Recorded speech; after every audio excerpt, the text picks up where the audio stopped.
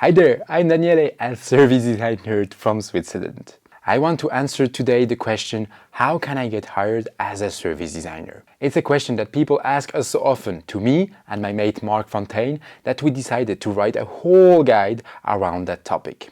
We asked more than 20 thought leaders in the field of service design how they would answer this specific question. And in this video, I'll share with you 8 key insights about how to get hired as a service designer. So let's jump right into it. You might ask, how can I start a career in service design and then get hired as a service designer? Here is what Sarah Drummond, the CEO at Snook, a service design studio in London, has to say about that. Get some experience working in a live service of any kind and help to improve it.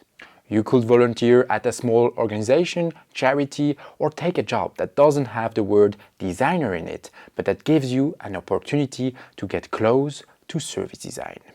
Here, the main idea is that real experience working in a service shows you how services really work and how they feel to people who make them happen. I think this is a great advice. You shouldn't rely only on your knowledge from the design or academic world. Get some real experience in the service sector. Clean toilets in a hotel, be a waiter, take calls at a hotline. You'll learn a lot about what makes people happy and what makes them crazy. Fabian Segelström, a UX designer working in Sweden, has another tip about how to start a career in service design.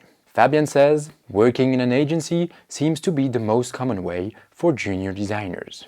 After a few years, many move in-house, but I can't think of any people I met who started in-house. Personally, I think that starting your career in an agency is something extremely valuable.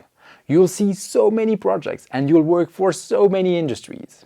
I've been there myself, and I can tell you, it's definitely a fast-paced learning experience. Okay. So now you might ask, Daniele, what are the key mindsets and attitudes I should have as a service designer that will help me to get hired? Priscilla Williams, a service design and UX manager at Citibanamex, answers this question like this. I've seen that a lot of designers are focused on digital experiences, and I'd like them to remember that there is more than that. I couldn't agree more. Service design isn't only digital or only physical, it's a mix of all channels. So if you're coming from a UX background, try to get some experience designing non-digital experiences. Another piece of advice around the question of mindsets and attitudes comes from Stine Ringving Marsal, a service excellence director at the Copenhagen airport. Stine says, it's not only about the customers and their needs, understand the business you are designing for too. Definitely, as a service designer, you need to be able to understand and speak the business jargon. But more than that, you need to be able to show the business value of what you're doing. If you are able to do that, it will make you extremely valuable for a future employer. Okay, let's move on. You might now ask, but how can I design an application or a portfolio that gets me hired as a service designer? For this, Patrick Bach, a director of service design at CIBC, has some great advice. Patrick says, my biggest tip for anyone is to have a portfolio of 1 to 3 projects that focuses less on visuals, outputs or artifacts and more on process. Indeed, portfolios can be pretty overwhelming for recruiters to go through. Think about their experience too. People who are recruiting don't have hours for your application. And if you want to show a lot of stuff, make sure to add an executive summary for those who don't have the time to go through everything. On the topic of applications made by service designers, Priscilla Williams, who we already met, says, I like to see how people apply the service design methodologies, but rather than focusing on how well executed methods are, explore why you choose to use this method rather than another one. I like to see how people apply the service design methodologies, but rather than focusing on how well executed the methods are, explore why you choose to use one versus another. That's some great piece of advice again. As service designers, our job is always to ask why in order to understand the root causes of problems. Therefore, it also makes sense to show why we used a specific method or tool or mindset in a particular project.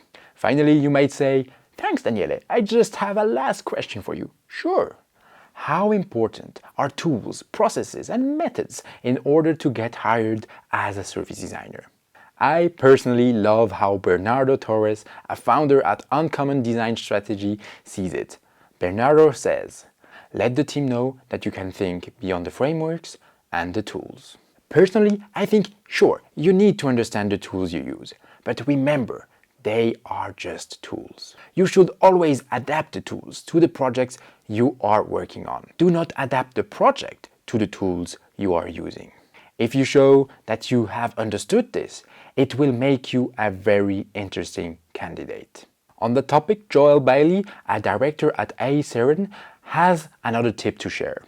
Joel says, "I know that people get service design when they start describing service patterns they've seen, such as the importance of a perfect start or the importance of a peak end. You know, things that demonstrate they've thought about the human psychology of how people use a service." Definitely show me in your application that you have an understanding of the human mind and the human heart. If you do that, I'll keep your application on the top of the pile. Wow, that was intense. Through 8 pieces of advice by thought leaders from all around the world, we answered the question how to get hired as a service designer. But this was just a little preview of the guide we published on servicedesignjobs.com with my mate Mark Fontaine. Go check it out if you want even more advice, and until then, have a lovely day.